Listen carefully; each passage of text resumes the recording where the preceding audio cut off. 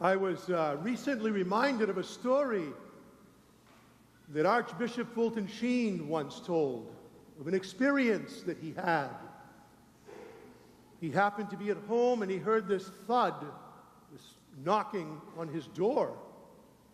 And so he went to the front door, and as he opened the door, this woman fell into the house on him. And she was rather intoxicated. And so the bishop could see that she needed assistance, but he also recognized that this woman was the same woman whose picture was on the marquee across the street at the theater. She was the leading lady. So we invited her into the house, sat her down, gave her a cup of coffee, and she thanked him for his kindness, and he said, "Well, I wish you would come back this afternoon and thank me." And so she said, "Well, I will, but," she said, "you have to promise me that you will not ask me to go to confession. I don't want to go to confession. I promise you I will not ask you to go to confession." So that afternoon, as she agreed to come back, she came back, knocked on his door, and they sat down and had a conversation. Rather pleasant. And so as he began showing her around, he was taking her through the church, and they walked by the confessional, and he pushed her in. Well, he didn't ask her. So he pushed her into the confessional, and there she received, behind the veil, the mercy of God. And they became quite good friends.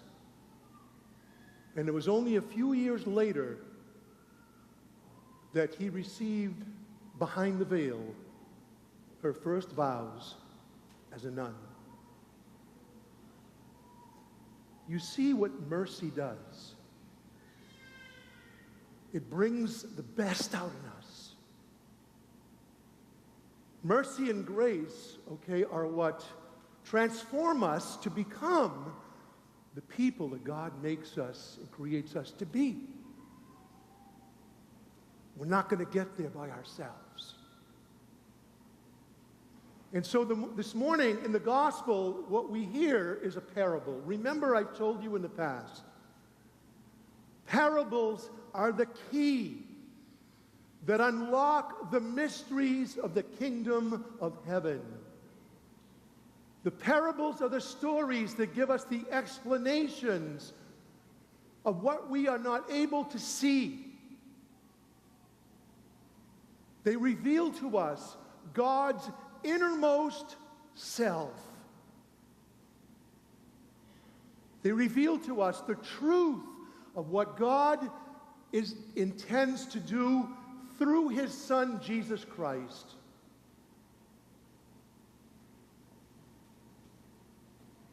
And so I want to kind of break open this parable for you, because there are some things in the parable this morning that are obvious, and there are some things in the parable this morning that are not so obvious. The first thing that's obvious is that when God comes to us, he never imposes himself. God does not impose, he proposes. Jesus says to the chief priests and the elders of the people, "What do you think? What is your opinion?" He presents the truth to them and allows them to choose, to decide for themselves. What do you think? What is your opinion? And then begins to tell this story about a father who has two sons. Now we know that Jesus came to teach us that God is our Father, and that by virtue of our baptism, we are his sons. Yes, ladies, you as well. Ontologically, you are a son. Biologically, you are a woman. Ontology is the study of being. And so we are all sons of the Father by virtue of our baptism. And so Jesus has this story. And the story unlocks and reveals for us the nature of the kingdom. And so this father goes to his son and he said, "Son, I want you to go out in the vineyard today. I want you to go do something for me." Basically what he's saying is, I want you to be obedient to what I'm asking of you. Not unreasonable. Every parent asks that of their children because they know what's best for them. I want you to be obedient to my will.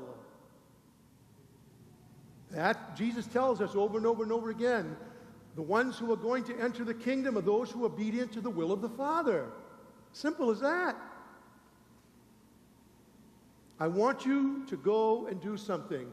And his response is, I don't want to. I don't want to. I'm not going to go. But it says that he changes his mind. And he changes his mind because he rethinks this, and he begins to see that being disobedient is simply not, there are consequences to disobedience. Not only for himself, but for those he's in relationship with. Being disobedient to what his father is asking him is going to hurt his father. It's going to wound the relationship. And so this son changes his mind. And in the very beginning he said, "No, I don't want to go. I'm not going to go." He goes. And so the father goes to the second son and he said, "I want you to go into my vineyard too." And his response is, "Sure, Pops, no problem." But he doesn't go. Because it's a half-hearted response. It's just like when a mother or father says, "I want you to clean your room." Okay.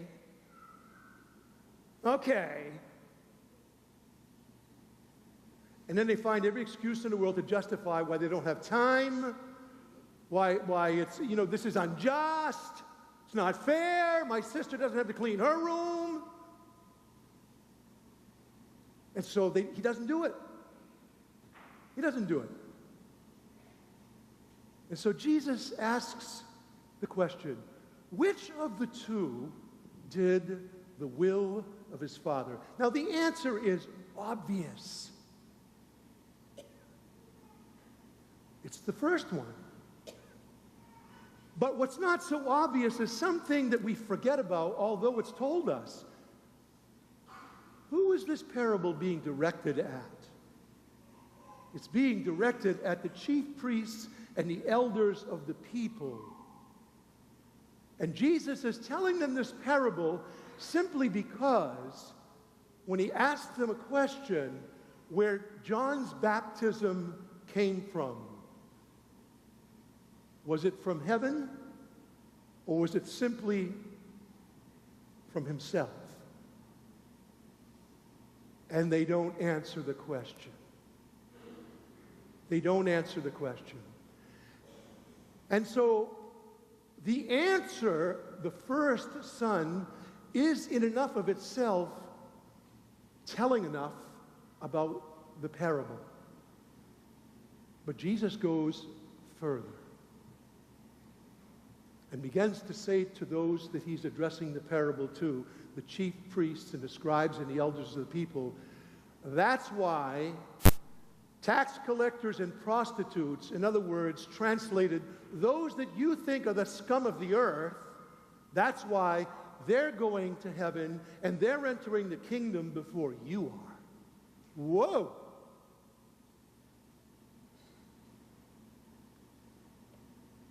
What a scathing implication. What a scathing implication. And says to them, here's why they are. Because when John came to you in the way of righteousness, in other words, the path that you guys are on isn't righteous. So when John came to you in the way of truth and light and right relationship and what it means to be in right relationship with God, you didn't believe him. You didn't listen to him.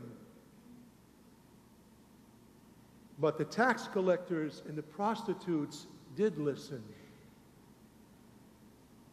And yet, even when they began to have a change of heart, the ones who said no in the beginning, I don't want to, I'm not going, they began to have a change of heart, and they, what? Turned around and started heading toward God. And they began to have conversions. And even when you saw that, you did not later change your minds and believe him.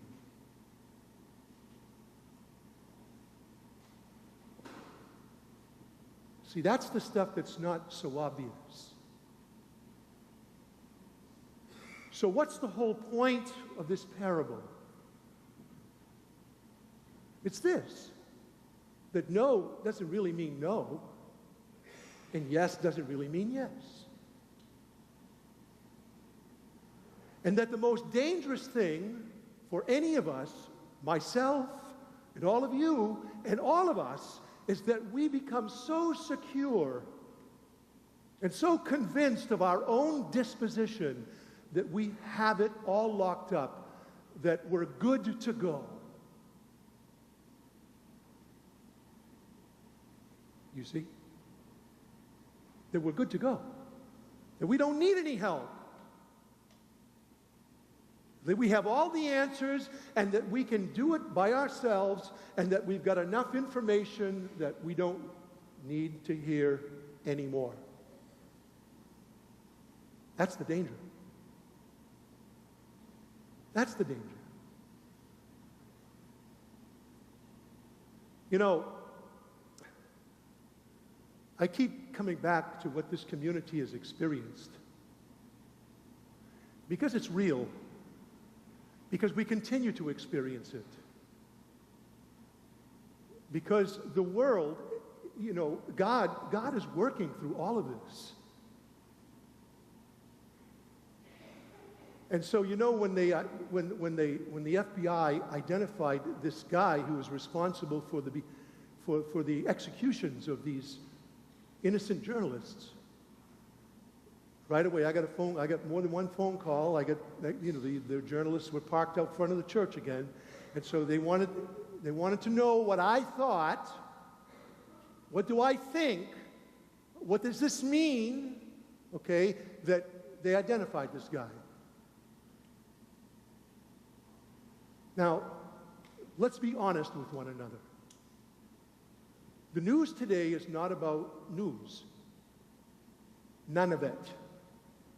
None of it.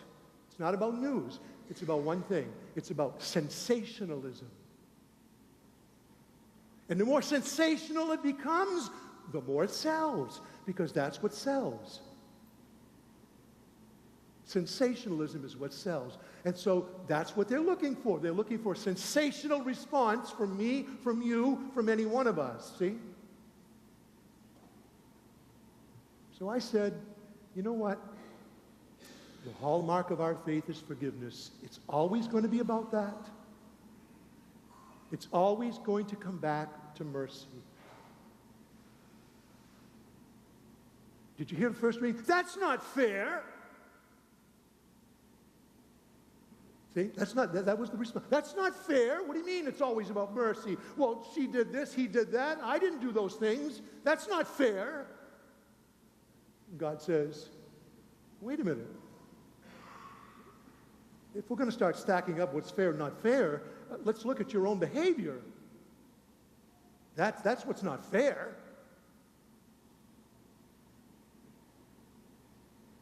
And so I said, This is about forgiveness.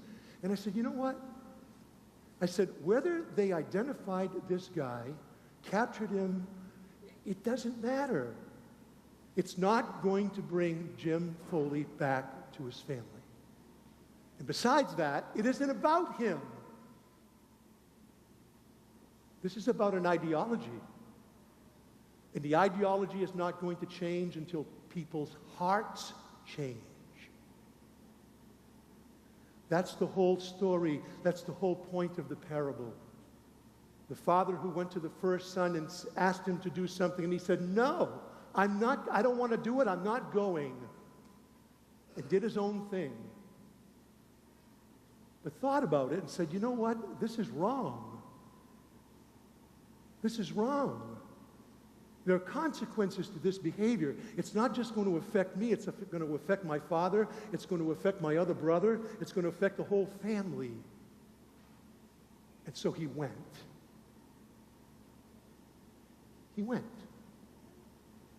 But those who are convinced of their own self-righteousness, okay, and want more sensationalism, what do they want? Blood. That's why Jesus addressed this parable to the chief priests, okay, and the elders of the people, because they were convinced of their own righteousness. They were secure in their own disposition that they were good to go. They were chosen. They were sons of Abraham. You know, there's a real danger in believing that you're chosen. You begin to believe those lies about yourself that you really are that good.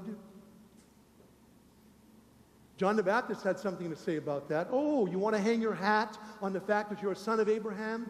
Well, God can raise up that very rock and make a son of Abraham out of that. So what do you think of that?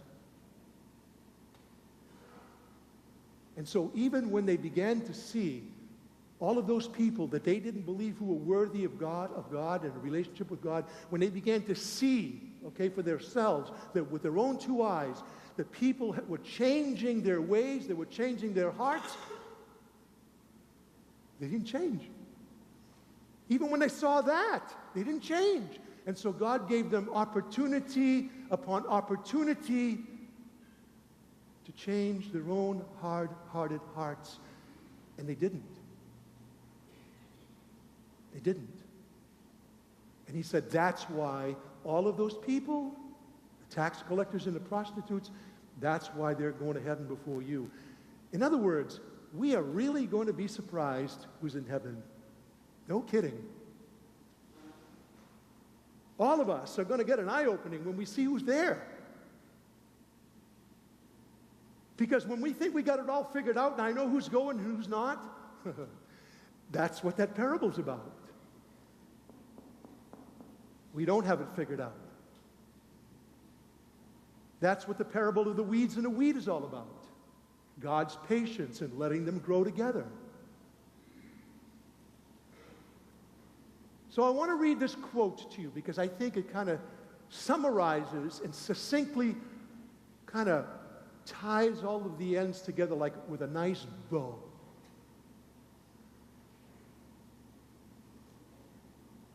We may conclude from the parable of the two sons that what God is looking for in us is not our initial response, the particular disposition in which he first happens to find us on approaching us, whether apparently good or apparently bad. God is interested rather in what we will do with our freedom in the long run. You see, the reason why parents are so pleased when their children say yes to them is because they know they have the power to say no. And so sometimes parents are willing to tolerate behavior for a little while, okay, because they know that down the road there is the potential for a lot of good.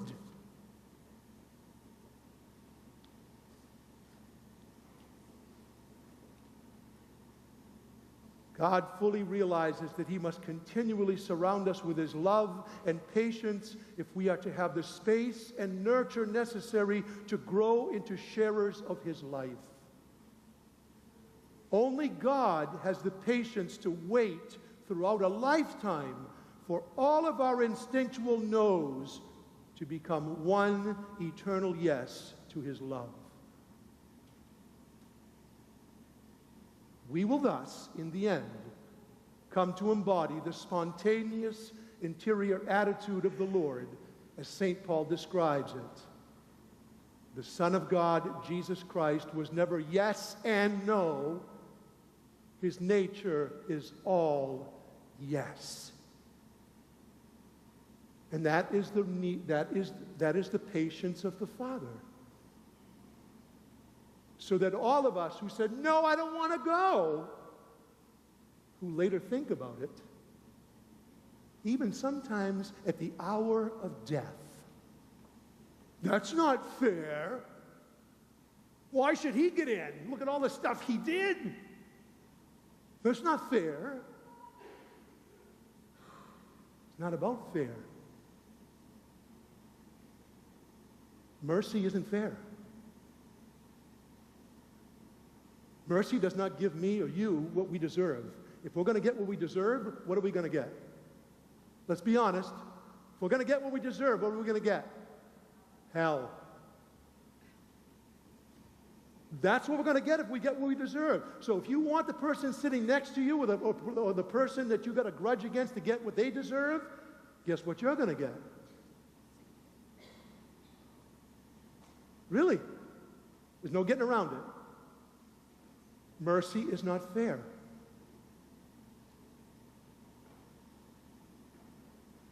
See? This is about giving us what we need. And we all need it. Archbishop Sheen recognized that in that woman who knocked on his door. He could see that her behavior was unbecoming of who she was. He could see that what she was doing was not, in keeping with God's plan for her. And so he didn't give her what she deserved. He gave her what she needed. And guess what happened? She became who God made her to be. That's her story. That's your story. That's my story. This is what God is offering us in this parable this morning. How patient God is with all of us.